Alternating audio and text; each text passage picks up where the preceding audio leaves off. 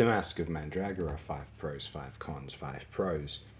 Very impressive production for the most part, very most part. All of the period components are superbly executed.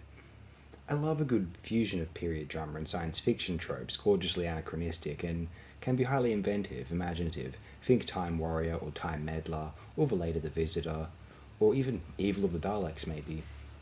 Some of the effects, are fairly impressive for mid 70s television, occasionally.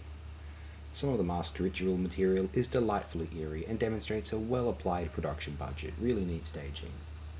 I like the motivated seriousness of the proceedings, taking momentum from the likes of Pyramids of Mars, also a period piece, though much closer to the date of the release in that case, and it isn't treated as just some goofball wacky adventure for kids, but as a very dire and even frightening dangerous occurrence, something which has the Doctor himself particularly concerned even. 5 cons. The thing is, I think that this is a solid serial, but not a major classic, and it stands out as such compared to Season 13. It would have been the second weakest title in Season 13, beating only The Android Invasion, and feels meagre in comparison to Season 14's Deadly Assassin, Talons of Wen Chang, and even The Robots of Death. There is better in this production run, is what I'm wanting to say here, is all. Feels a little bit road, insofar as it glues together a sci-fi horror yarn for the Doctor and Sarah to overcome. It feels a little bit been there, done that, unless you consider it a rather well executed edition of that formula.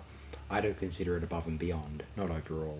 The main effect of the ball of light is quite neat, but when it just displays a precise circle glowing in the middle of the screen, it is really limp. There is no getting around this, really dull and drab effort.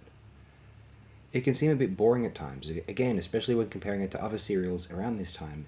Pyramids, Zygons, Talons, Robots of Death, or even Planet of Evil also.